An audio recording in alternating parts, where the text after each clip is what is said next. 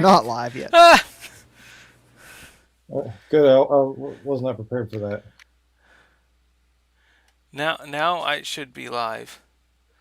Now it should be live. All right. Hey, you folks. Thanks for joining in.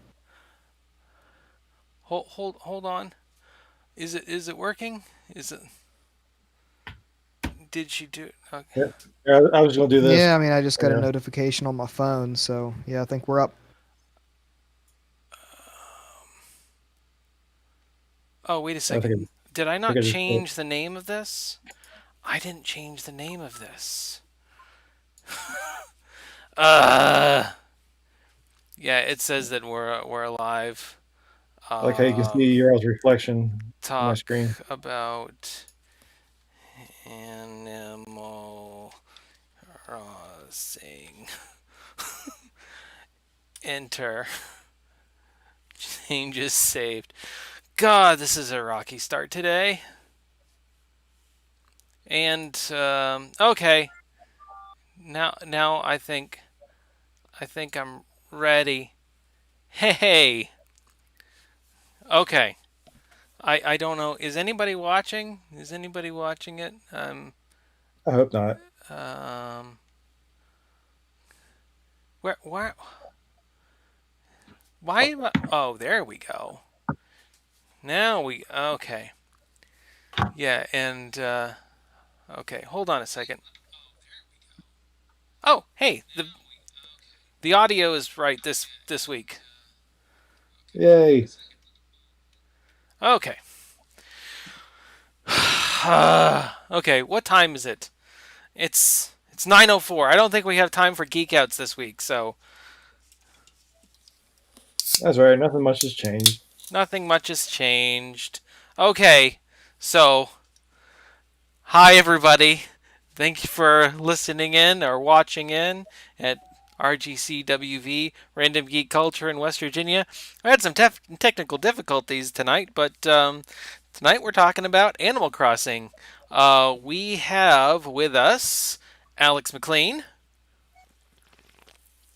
and Micah Mello. I guess I should fix my lighting now. And upstairs is my wife and daughter actually playing Animal Crossing on the TV. So if you get bored at looking at our ugly mugs, you can look right down there at what they're playing. So we wanted to do this episode a while ago, but last week went pretty well. Pretty well. There was some audio issues. I apologize for that. But me and Mike have been playing the crap out of this game ever since it came out, and we just decided that we wanted to talk about this. This isn't really anything specific to West Virginia, um, but it Or is it? is. I mean, so everywhere is has been locked down. There we've had social distance all over the place. And this game has provided an escape for millions of people, like literally millions, because this is like one of the best. After this game released, it's now one of Nintendo's best-selling franchises. I think it goes Mario, Zelda, Smash Brothers, Mario Kart, and then Animal Crossing, which Animal Crossing has always been kind of like, one of those corner games, one of those, in the border games, but this is now a major title for Nintendo. And as such, it has been a game that they put it on mobile about a year ago, and it was okay. In fact, if you were to ask my daughter, she said it was horrible, and I kind of agree with her. I, I But downloaded it and I never played it. I played it for like a week, and I was like, "What is this?" Um, Now, me and Mike were both big fans of it when it was back on GameCube. However, Mike, did you know this? That the GameCube was not the first installment? That seems I, surprising to me for It a reason was. I'll get to in a bit. this is one of those Japan exclusives, isn't it? Yes, it is. Yes, it is. It Okay. Ah, it it was was a guess. But it was a Japan exclusive on um Nintendo 64, and I just recently downloaded it. I mean, I recently bought the cartridge, and um, it. huh. Yeah. Tell Um, me another one. and it's pretty much just the Nintendo 64 or the GameCube one. Like the GameCube one was almost a direct port. They hardly did any improvements on it.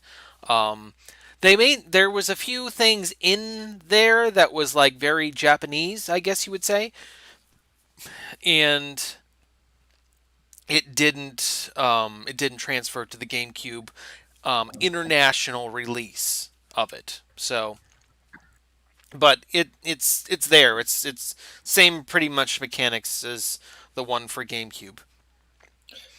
I remember the first exposure in the United States, at least, to Animal Crossing was in Smash Brothers Melee. I want to say, whatever the GameCube version was, because they would have the trophies that you could win and look at in the gallery, and one of the trophies was KK Slider, and I remember it didn't say what the game he was in was from because it would list like the information. Like each trophy was a character from this game that came out this year, and I remember his was information coming soon or something like that.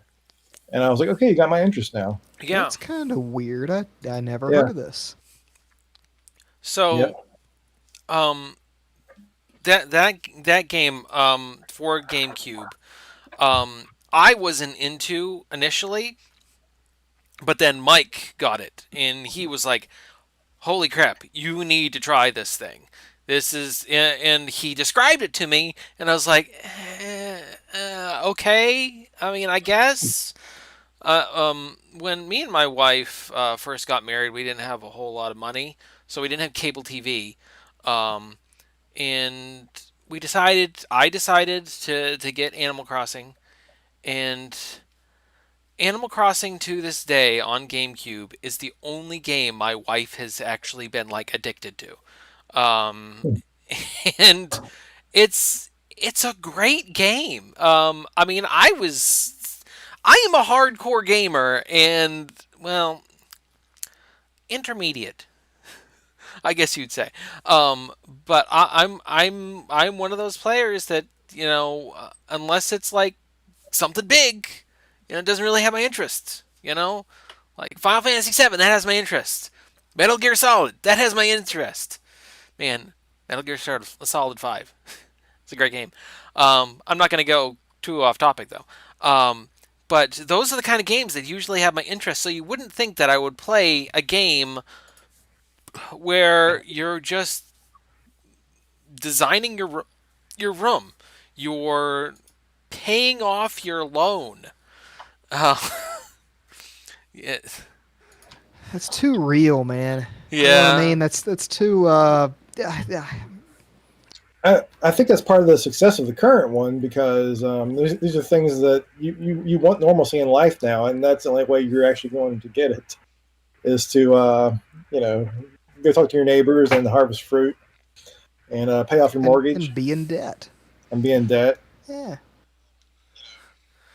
I yeah, miss those things. But it is a good point that it is, video games are often escapism in some fashion or another, or entertainment. And yeah, this is a time that people kind of want that. It seems so to be clear for our audience, I've never played any of the Animal Crossing games. They don't really seem like something that I would like. But I can see the appeal in it, and especially now, I often like games that give you a feeling of slow progress. Like you're building something. It gives you a sense of accomplishment in life during times that maybe you're not accomplishing much in life. Yeah, for real. And so I don't know if we really want to get into it, but like this is one of the reasons why Fallout 76 has been such a success for the people that love that game. It is one of those games that you just build on it over time. I mean, I've spent probably more time building up my base than actually going on missions.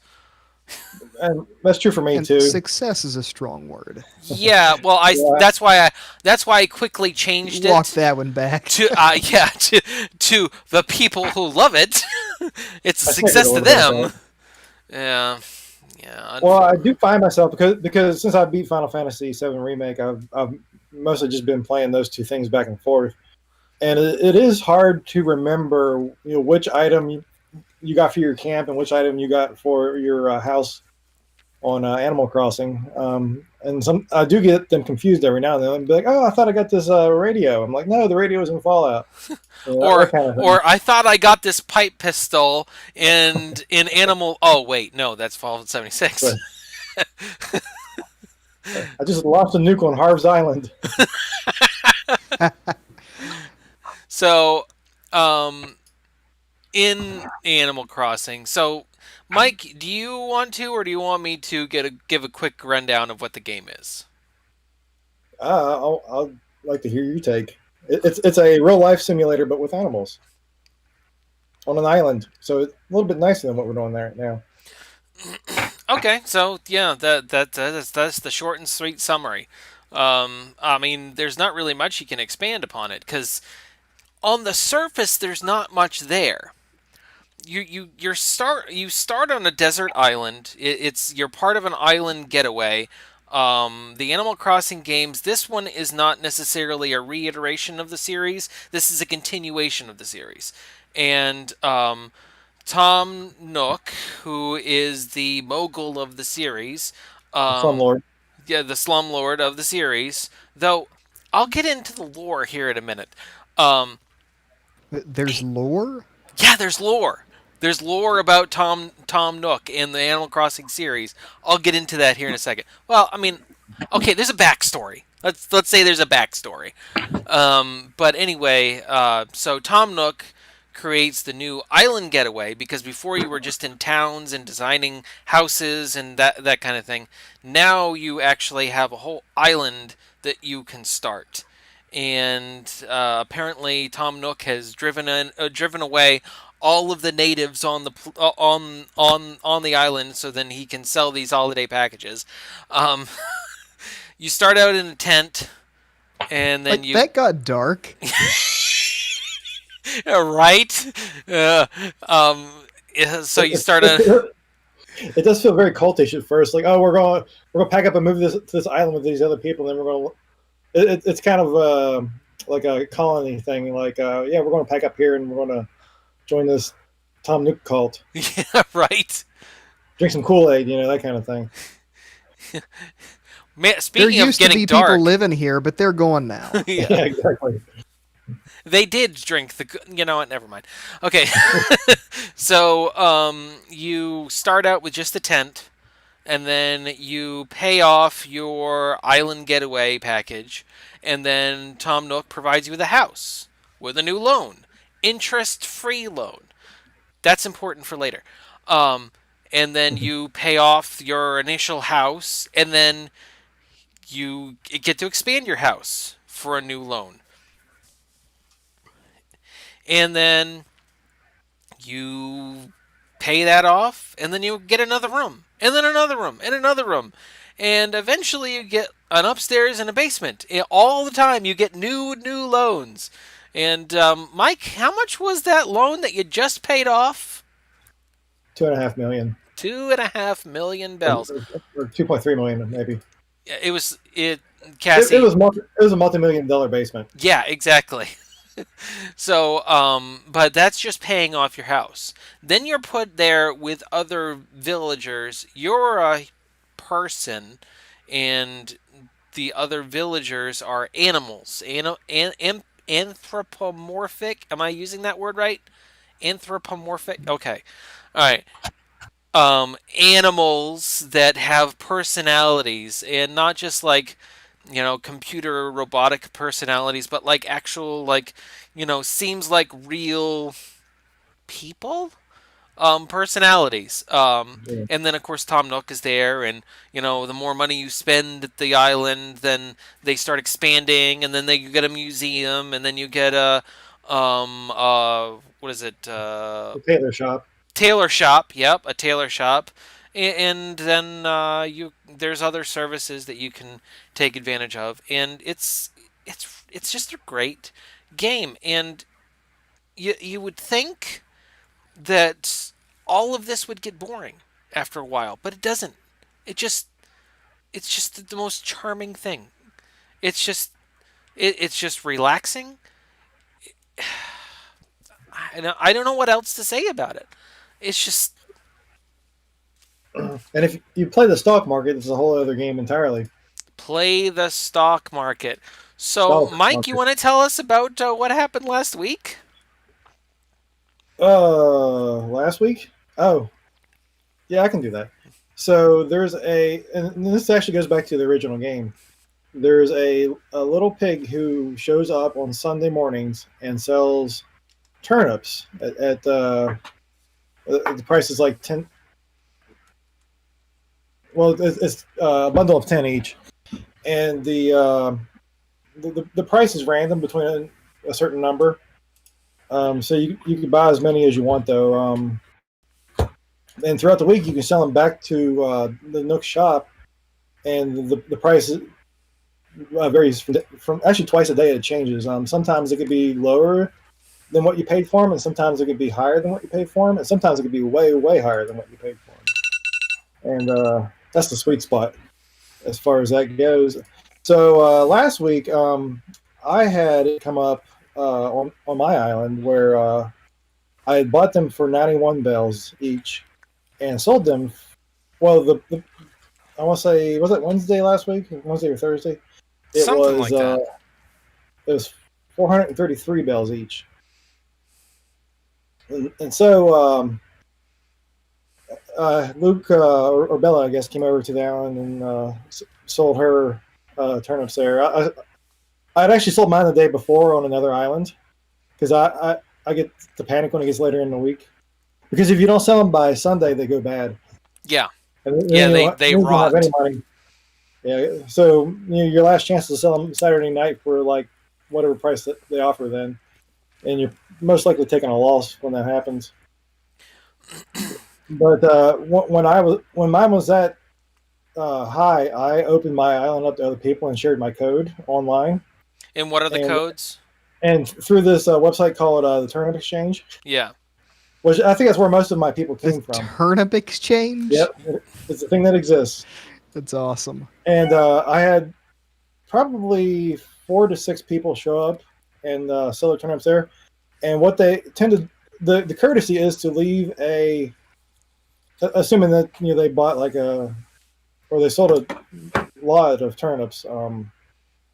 It's customary to leave 100,000 bells behind because a lot of people. When I did it this week, I went through the exchange, went to somebody's island. I sold all of mine, and I made 1.2 million bells just off the turnips. And so, when you make that much, you can part with 100,000, no problem. Yeah.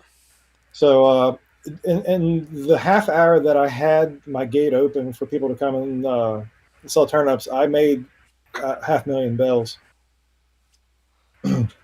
Is this a lot? Yeah, Well, I mean, the final expansion of your house is 2.5 million bells. 2.5 to 2.3, one of those. And that is the highest loan that you pay off in the game. Okay. Most of your expansions they start at 10,000, then it's 35,000, then it's like 70,000. It just keeps going up, and Yeah. then I think the last one's like I want to say 900,000, and then it jumps up to like 2.5 million.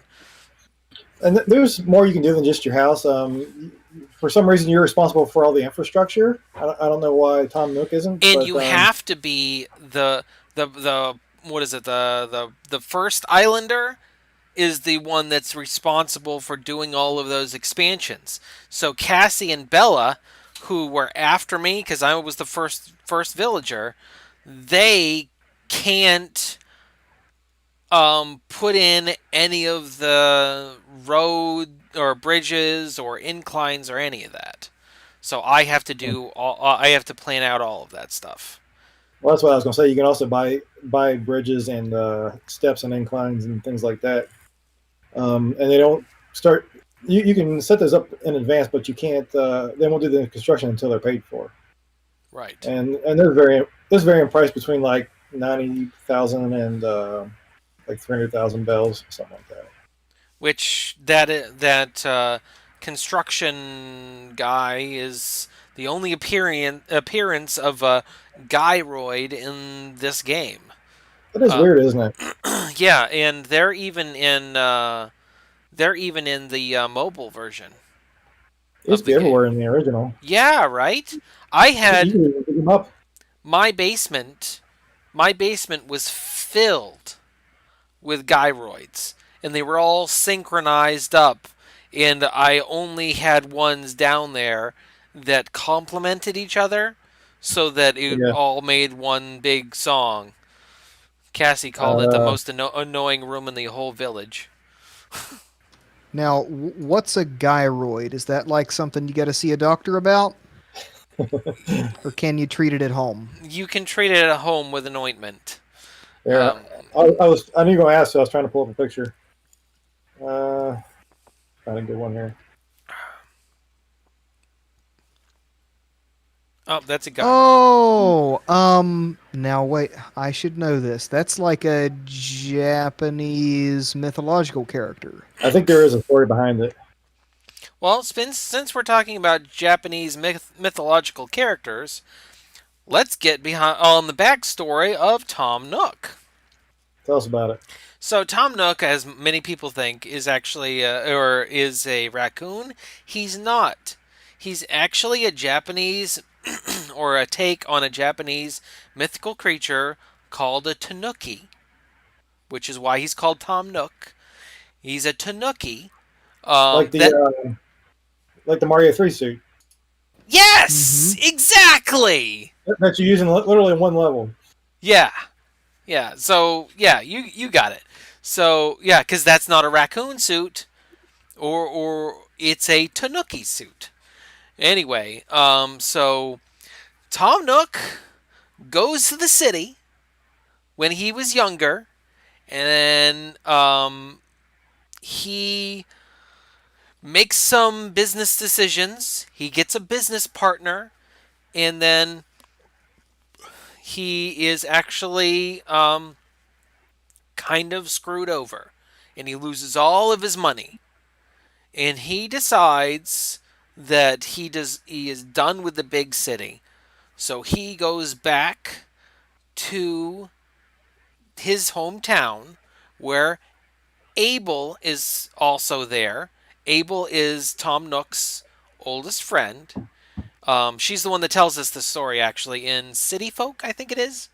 But Tom Nook vows that he wants to help the little people of his town and other towns and grow up the other towns because the city is too big, and he wants the towns to thrive and survive.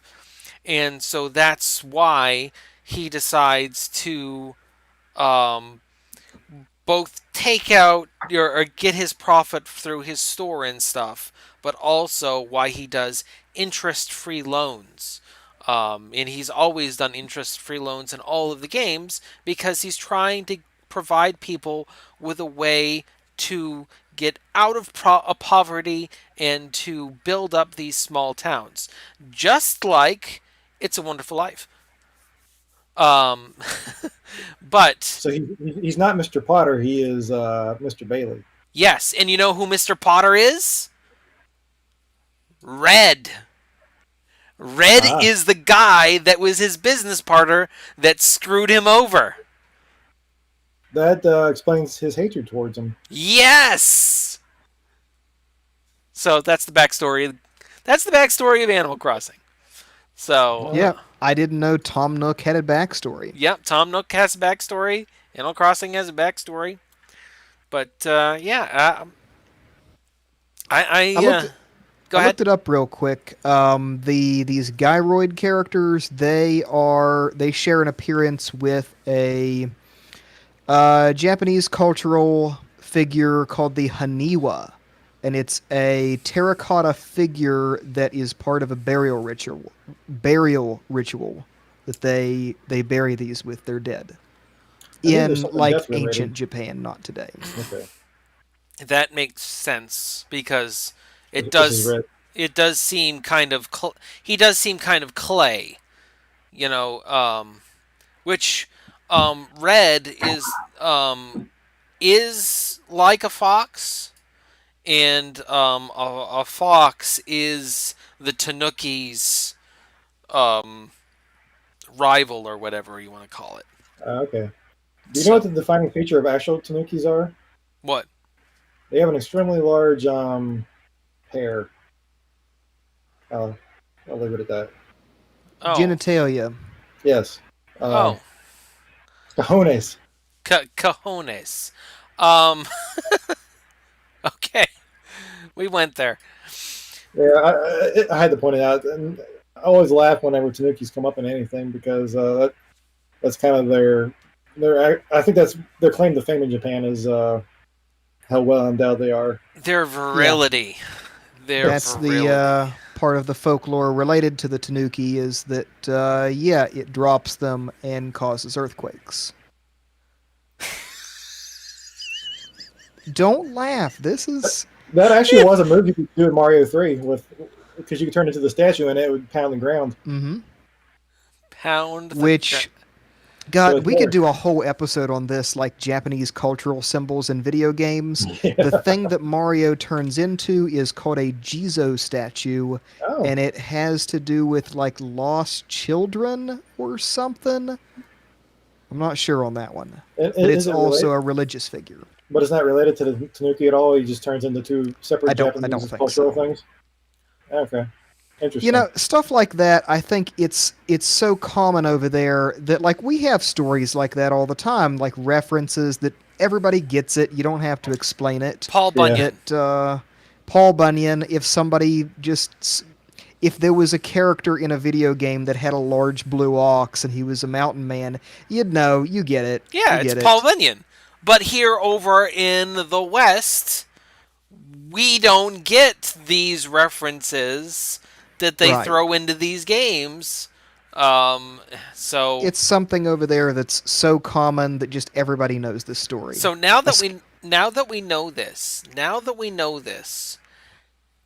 has Nintendo pulled a fast one by the rating bureau, and Animal Crossing should actually be M rated? Tanukis are not vulgar characters. Okay, okay, yeah, he wears like a protective apron, so you can't really tell what's going on under that's there. true. That's true. So Or, or Nintendo gets I guess another point. I guess in the current version he's behind the counter, so you can't really see what's dragging around back there. Dragging around. Ah, God, we just totally went there tonight, did we? Yeah, I figure might as well. Well, I think one of the reasons why I went there is because Mike is Mike is on his antibiotics today. I'm hopped up. He hopped up. I'm fighting an infection. Oh no. Well, In my leg. I hope you get over it, Mike. It's working. This is the first day on antibiotics, so I'm still adjusting to the shock of them. So, up on the podcast, I was going to bring up a few pictures from my island. So here is me and Cassie with the Easter Bunny. Mike and Alex, I know you can't see it unless you brought it up on the YouTube thing. Um, Oh, and then there is me. Um, and there is a website that you can export real pictures as patterns to be used in the game. Um, and I wonder how you did that. that is a picture of me in a gnome costume. Here's me and Mike on his island. And oh, here is hey, if you want this, this is a real thing. If you want this shirt, I designed that myself. It is my shop shirt, and there are the codes to download that. It's got the Is my suspenders shop shirt. in the suspenders, the plaid pattern in the pocket with the pencil and everything in it. There's me and Mike looking at the stars. There's me catching an orifish. Let's see. Oh, there's me, Bella, and Cassie dancing with the Easter Bunny in our Easter finest. And That was oh, kind and of funny. there's me and Cassie as frogs. We're dressed up as frogs, jumping over the river. Oh, and then I gave Cassie a wedding ring. She already has one in real life, but I decided to Aw. give her one in the game. Oh, and there's my steampunk outfit. And I think that's all the pictures. All right, all right. So, I put one on my Twitter. I'm an airline pilot in my current version. Um, I was hoping you find it before the episode, but I can pull it up here. I can't do the fancy thing you just did, or can I?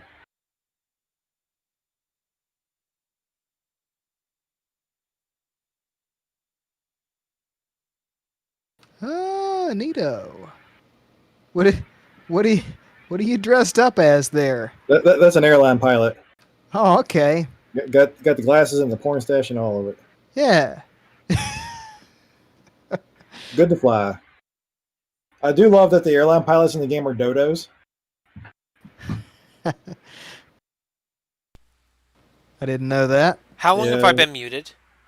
like a minute or two. It was actually pretty nice. What I got Uh, words in. was I muted when I was talking about the pictures? No, Okay, so I must it's have it's, it's, it must have just it's since happened. it's since I had the phone up. Oh, okay.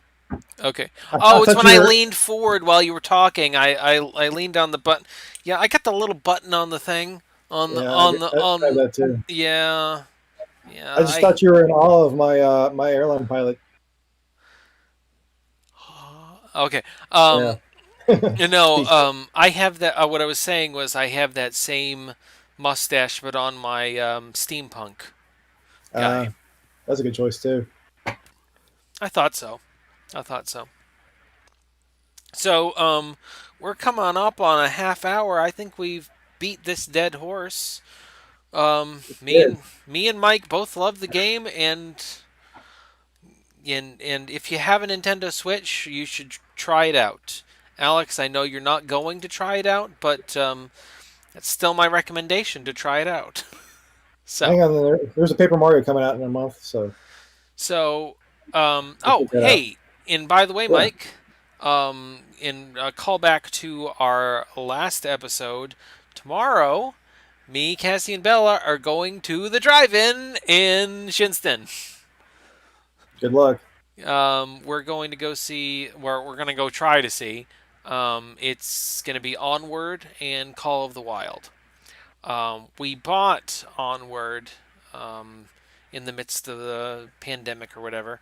Um, we bought it, watched it, liked it, so we'll be happy to watch it again. Cassie and Bella wanted to go see Call of the Wild before all this started, um, and um,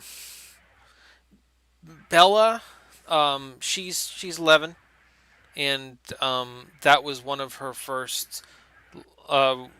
first like meaty, like emotional books to really Uh, read. And I mean, gotta be honest, she cried at the end. Um, Dad. I mean, truthfully, I'm actually kind of proud of her for being that into her books. You Yeah. know, that's that is a medium that all of us appreciate, and I'm glad that she appreciates it too. I gave her Dune and Lord of the Rings, and she hasn't cracked them open yet. So we'll see what happens. Good luck. Yeah, yeah. Good luck. I imagine she'll probably read those when she's more in like middle school. Though she's going into seventh grade. She's going into seventh grade. Isn't that crazy? Uh, Well, anyway, I'm gonna finish this YouTube out. You guys have anything else you want to say before I turn it off? what are y'all's thoughts on Paper Mario coming out in July? I kinda. It's been a while since I've picked up one of those games. I played the one for Wii years ago, Thousand Year and Door. Was yeah, it? thousand. I'm told it's like one of the better ones they've had for a while. I just kind of find them boring. That's the only one I played, and I remember really liking it. That said, I can't remember anything about it. So I'm on the fence whether I want to jump right away with it, but because I'm sure it will be good. But I wanted the second opinion. Mario RPG is awesome. The one for SNES, Yeah. they never got back to that. They never. They Well, never will. the Square Nintendo relationship kind of fell apart, as Yeah, did the it's kind of Nintendo sad. Rare relationship. I only ever liked Mario RPG because there was a character named Mallow, and I was like, hey, Yeah. I know that name. Put Gino in Smash Brothers. Make it happen. There you You go. got Solid Snake. I may lose two friends, but I have to be honest with myself. I have tried Mario RPG several times, Boo. and I don't like it. I don't get it. I You don't don't like get good it. things, Luke. Nope. I'm out. I'm out. Okay. I'm I not. will say I'm not it's coming something. back next This week has been either. another edition of RGCWV, Random Geek Culture in West The final Virginia. episode. This has been the final episode, I think. We'll see what Yep. happens. Actually, as a preview, Alex, have you given any thought to your episode? Maybe next week. Uh, no. What are we talking about? We said that you got Uh, to pick the topic next week. that's right. Maybe we'll post an update midweek. Sounds good. Muzzle tov. Mazel Um. tov. So. Oh. Oh, and here in the future, I don't know when we'll do it, but we are going to do a Fallout 76 review of Wastelanders. Um, Yay! they have made some improvements, and we want to talk about them. Um, and we'll get into depth on how good those improvements are. But again, this has been RGCWV Random Geek Culture in West Virginia. I am your host, Luke Hersey. This has been Mike Mallow as my co host. And my other co host is Alex McLean. Hey, hey. If you want to reach out to us, you could reach us on our email at randomwvgeek@gmail.com. You could call us or leave a voicemail message or even send a text to 304 566 9777. And also, you can go to our link tree, which is posted on the YouTube channel, posted on the podcast channel, posted on Twitter and the Facebook, and it redirects you to all of them darn places. So, anyway, I never get to say it. Welcome to the end. Welcome to the end. Welcome to the end. All right. Oh, wait. Where's the thing? Wait. Where's the thing? Where? There's the thing.